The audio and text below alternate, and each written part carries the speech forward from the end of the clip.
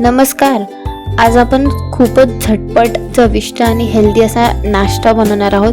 तुम्ही नाश्त्यासाठी पण खाऊ शकता किंवा जेवणात पण घेऊ शकता. हा पदार्थ इतका सोपा आहे की घरात असलेल्या सामानपासूनच आपण एकदम बनवू शकतो.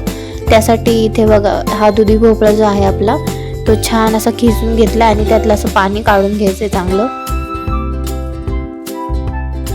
आता त्यासाठी इथे जिरा, ओवा, अद्रक, लसूण आणि मिरची आणि कोथिंबीर या सगळ्याचं वाटण करून घ्यायचं आहे.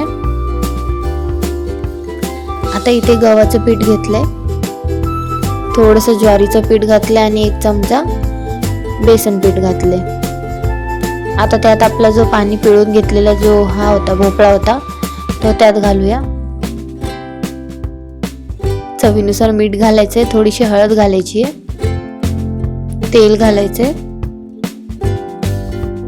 आणि जे वाटण आपण केलं होतं कोथिंबीर आणि मिरचीचं ते घालून छान पीठ मळून घ्यायचं आहे.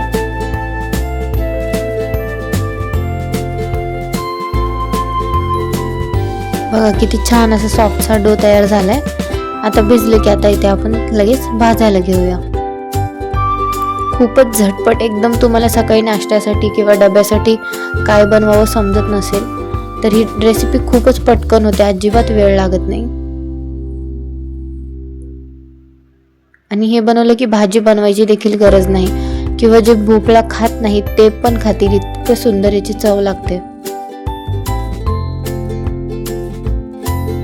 दह्यासोबत किंवा लोणच्यासोबत कशासोबत पण तुम्ही हे देऊ शकता. डब्यासाठी, लहान मुलांना डब्यासाठी तर खूपच चांगलं ऑप्शन आहे. कळणार देखील नाही की ते काय खात आहेत, इतकी टेस्ट छान लागेल की भाजी खाल्ली हे समजून पण येणार नाही आणि त्यांच्या पोटात पण जाईल. बघा किती छान दिसत आहेत आपले धपाटे.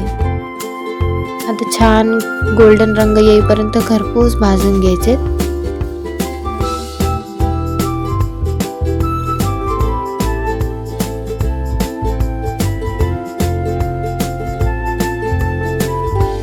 आता इथे बघा रंग किती सोनेरी छान असा रंग आलाय. बघा किती छान दिसत आहेत आणि टेस्टला तर त्यापेक्षाही छान लागतील. आता इथे मी दह्यासोबत घेते, तुम्ही लोणच्यासोबत किंवा सॉस वगैरे सोबत पण देऊ शकता, पण दह्यासोबत खरंच खूप छान लागेल. रेसिपी ट्राय करा आणि कशी वाटली कमेंटमध्ये नक्की सांगा.